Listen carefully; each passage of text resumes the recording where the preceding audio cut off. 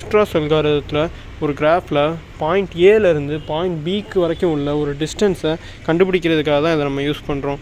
இது greedy algorithmic டெக்னிக்கை follow பண்ணுது.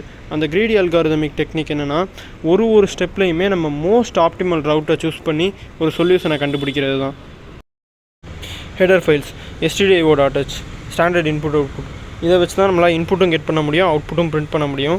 அடுத்து conio.h நம்ம டர்போசி மாதிரி ஒரு சில ப்ரோக்ராம்ஸில் யூஸ் பண்ணி கம்பைலரில் நம்ம கோடை ரன் பண்ணுறோம். அடுத்து limits.h இதில் நம்ம ஒரு இந்த ப்ரோக்ராமுக்கு ஒரு இன்டீஜரோட மேக்ஸிமம் வேல்யூவை ஆக்சஸ் பண்ணுறதுக்காக யூஸ் பண்ணுறோம். அடுத்து define v9, அது விங்கிற ஒரு வேரியபிளை வெர்டெக்ஸுக்காக மொத்தமாக 9 வெர்டிசஸ் நோட்ஸ் நம்ம ப்ரோக்ராமில் இருக்குது, அதுக்காக இப்போவே ப்ரீடிஃபைண்டாக பண்ணி வச்சிடலாம். டிஸ்ட்ராஸ் ஃபங்க்ஷனுக்குள்ளே நம்மளோட கரண்ட் கிராஃபையும் சோர்ஸ் இண்டெக்ஸையும் பாஸ் பண்ணுறோம், சோர்ஸ் நோடையும். அடுத்து இப்போது இருக்கிற ஷார்ட்டஸ்ட் டிஸ்டன்ஸை ஸ்டோர் பண்ணி வைக்கிறதுக்காக ஒரு அரே க்ரியேட் பண்ணுறோம். அதே மாதிரி அந்த நோடுக்கு வழியாக நம்ம பாஸ் பண்ணியிருக்கோமாங்கிறதுக்காக ஒரு ட்ரூ ஆர் ஃபால்ஸ் மாதிரி ஒரு அரேயும் க்ரியேட் பண்ணுறோம். அடுத்து ஃபார் லூப்பை யூஸ் பண்ணி ஒரு அந்த டிஸ்டன்ஸ் அரேயை ஃபுல்லாக ட்ராவல்ஸ் பண்ணி அதில் இருக்கிற எல்லா டிஸ்டன்ஸையும் இப்போதைக்கு இன்ட் மேக்ஸ், அதாவது இன்ஃபினிட்டிக்கு செட் பண்ணி வைக்கிறோம்.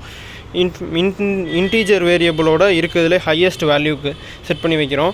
அடுத்து அதோட ட்ராவல்ஸ் பண்ணல இது வரைக்கும், அதனால் அது எல்லாத்தையுமே 0 ஃபால்ஸ்னு செட் பண்ணுறோம்.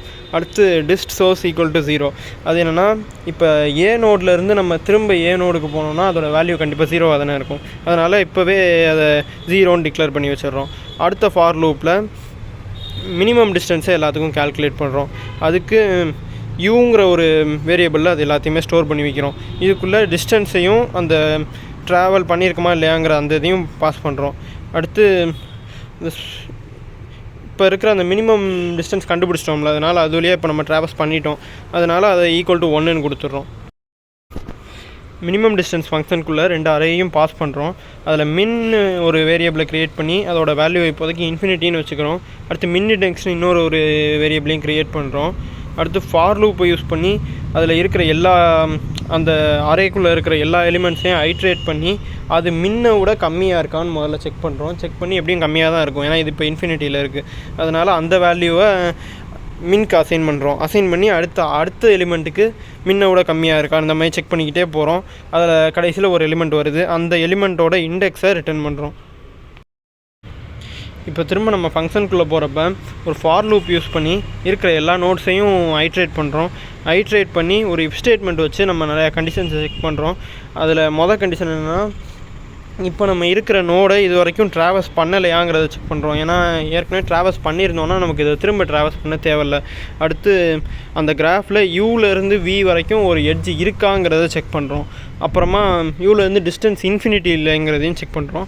இது எல்லாத்தையும் செக் பண்ணி இப்போ இருக்கிற இது எல்லாமே ட்ரூவாக இருந்துச்சுன்னா இப்போ நம்ம கரண்ட்டாக இருக்கிற நோடை அப்டேட் பண்ணுறோம். அடுத்து இந்த ஃபார் லூப்பை விட்டு வெளியே வந்ததுக்கப்புறமா அந்த கிராஃபை பிரிண்ட் பண்ணுறோம்.